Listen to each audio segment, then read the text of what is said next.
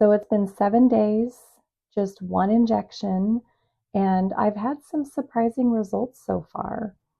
Today I'll be sharing some of the unexpected side effects I had and the progress I've made in my first week on GLP-1.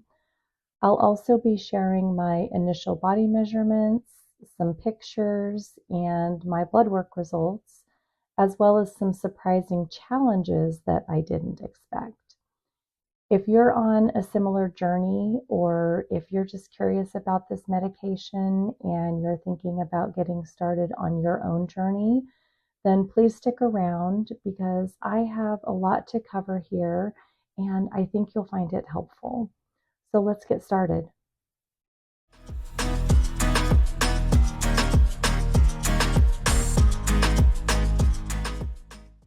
Hi, I'm Dr. Julie Kruger, and welcome back to my channel, Purely Primal PT.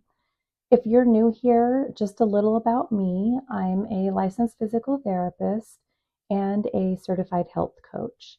And even with everything I know about health, fitness, and nutrition and lifestyle modifications, I have still struggled with weight gain in perimenopause and menopause. So I recently decided to start the GLP-1 medication tirzepatide as a tool to help me lose that weight and get my health back on track. So this week I'm diving into my first 7 days on GLP-1 while navigating menopause. And I'll be sharing the highs, the lows, and what these changes really mean for my health. And I'd love to have you follow my journey, and I hope it will help you on your journey in some small way. Let's get straight to the exciting part. So what did 1 week on GLP-1 do for me? Well, for starters, the number on the scale went from 173.4 to 168.4. That's a 5-pound weight loss in just 1 week. Now, my goal is to lose 1 to 2 pounds per week. I don't want to lose too much weight too quickly, but it's not unusual to lose more weight in your first week on any weight loss program. So I'm not too worried about losing 5 pounds in my first week. I'm thrilled, really. I expect that it will balance out this next week, and if it doesn't, I'll be making some adjustments. I also have a body composition analyzer called the InBody 270 that gives me some great information, including my body fat percentage, total body water, and my lean muscle mass. And according to my InBody 270, my body fat percentage dropped from 46.2% to 45.4%. So that's going in the right direction so far. My total body water dropped from 69.4 to 67.2 pounds. And some of the changes I'm seeing in total body water could be that I'm retaining less water and probably let go of some inflammation, which is a good thing. It also shows that my lean muscle dropped slightly from 51.4 pounds to 50.5 pounds, which is obviously not what I want. I want to retain as much lean muscle as possible, but it's just a small shift, and this could be due to something else. So I'm not going to overreact just yet. One thing that's important to understand about any body composition analyzer is that our muscles can hold about 75% water. So if we're well hydrated, our muscles will hold more water and will generally retain less water or inflammation in other tissues. And a body composition analyzer will interpret this to show a higher lean muscle and lower body fat. Conversely, if our muscles are dehydrated and we're retaining water or inflammation in other tissues, our lean muscle will read lower and our body fat percentage will read a little higher. So if you are tracking your body composition, you want to keep this in mind, that it's normal for our hydration levels to fluctuate a little bit from week to week. and this will affect what you see in your body composition results. Also, our bodies go through a lot of changes in the very beginning of any weight loss program, and it's possible my body is still adjusting to all the changes. So knowing this, I'll just continue to work on meeting my hydration and protein targets and give my body a little more time to adjust before I decide to react and switch things up too much, because it really may not be necessary. Now, depending on what my in-body results look like over the next week or two, I'll decide if I need to adjust anything from there. A few other things that I've noticed this week is my clothes are fitting just a little bit better. My appetite is much less, and my energy levels have still been pretty good. I've been drinking about 60 to 72 ounces of water each day. I'm still not at my target of 87 ounces, but I'm getting closer, and my bladder is slowly adjusting to the increase. I've been pretty consistent with getting my 90 grams of protein per day. I've had to be intentional about it, but it really hasn't been too difficult for me. I would say the biggest surprise for me so far is that I haven't had any sugar cravings, like literally none. And sugar cravings have probably been one of the most difficult things for me to manage, just not just in perimenopause and menopause, but really my whole life. I have always had a sweet tooth. The craving for sugar was just always there, and now it's just not. It's like a switch just got flipped overnight or something. It's been really weird, but also really great. Okay, next we need to talk about side effects, and I'll share what helped me manage them. I did have some very mild nausea and a few minor headaches, not every day. I would say maybe 3 out of the first 7 days.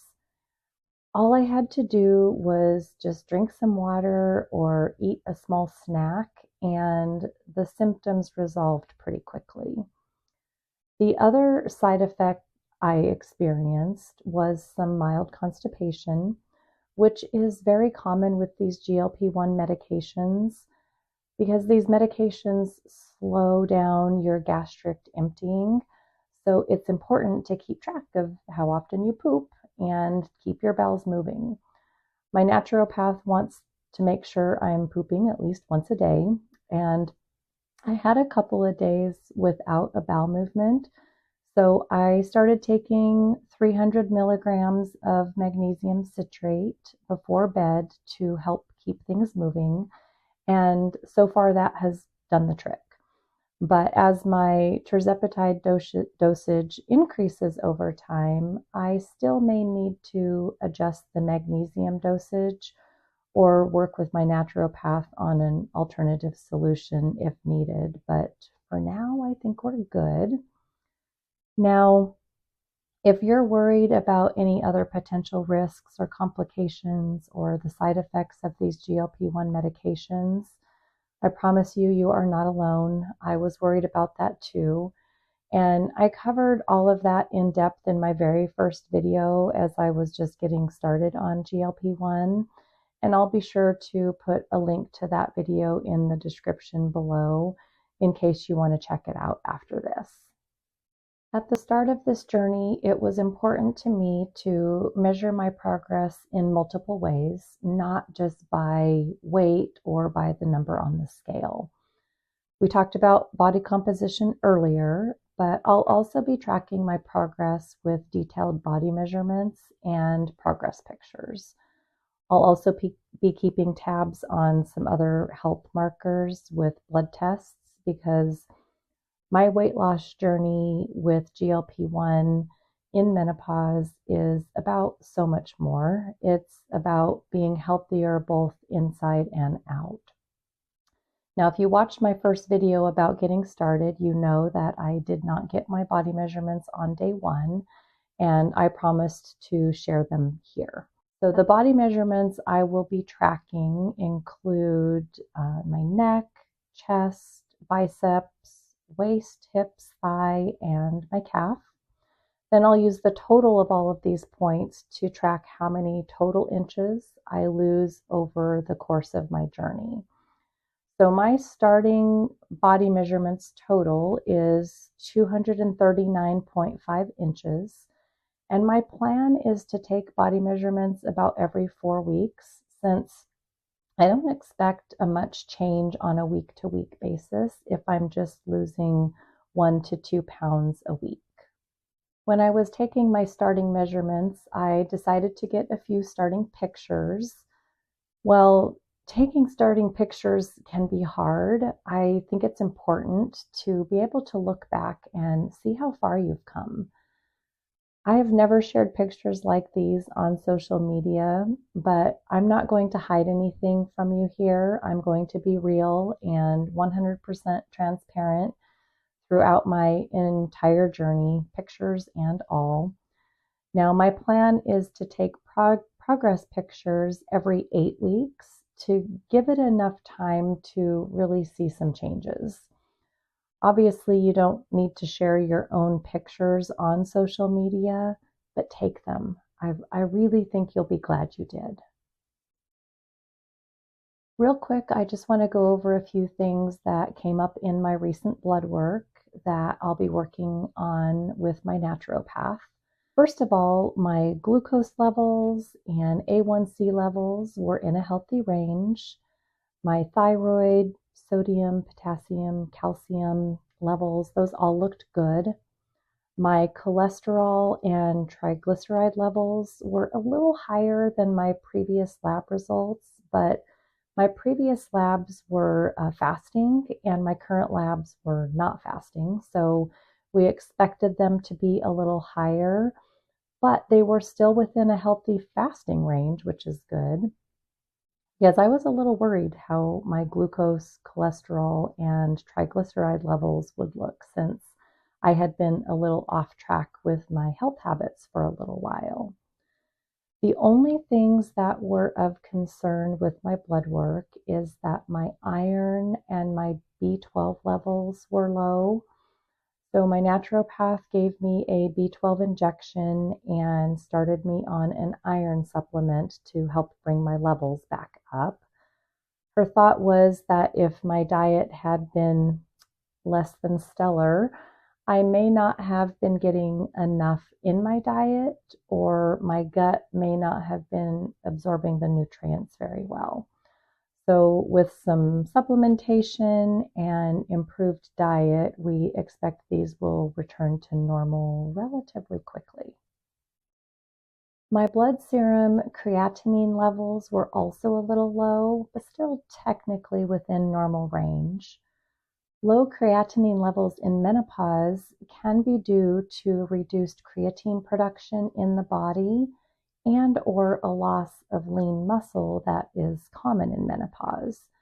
So this just reinforces the importance of establishing a consistent strength training program. But I will also be adding a creatine supplement to help counter this. In my research, I found a lot of great information about the benefits of creatine supplementation in menopause. And I think it is really important for more women to be educated on this and understand the importance of their creatinine levels and how creatine supplementation could benefit them in menopause. But it's just way too much to cover in this video. It's really enough that it warrants a separate video in order to cover all of the important details for you. So if you're a little curious about creatine supplementation in menopause, watch for a separate video on that soon. I'll share why I chose to supplement, what supplement I'm using, and a few really important things you should know if you decide to use a creatine supplement for yourself. Finally, I want to talk about something we sometimes overlook, which is the emotional side of any weight loss journey. Taking GLP-1 for me has been a decision fueled by hope and determination, but it has also come with some moments of doubt, which is why I want to build a supportive community of women here so we can encourage one another regardless of the path to better health that each of us are on. Your comments, your stories, and questions really mean the world to me, and we can tackle this thing together. So what's next? What's going to happen after week 1? Well, I'm a little behind on getting some of my weekly updates to you. I still work in the clinic full time, and I'm learning it takes time to create and edit these videos. So I'll probably share a few weeks of my progress next time just to get a little bit more caught up. I also think that the information about creatinine levels and the creatine supplementation is also really important. So I'll work to get that information out to you as soon as I can as well. If you're enjoying my journey and finding this helpful, please give this video a thumbs up, subscribe to my channel, and tap that notification bell so you're first to know when my next update drops. And now it's your turn. Let me know in the comments, what's your biggest question about GLP-1 or body composition or creatine supplementation? Or if you're on your own GLP-1 journey, what was your first week experience like? I'd really love to hear from you, and I look forward to seeing you next time.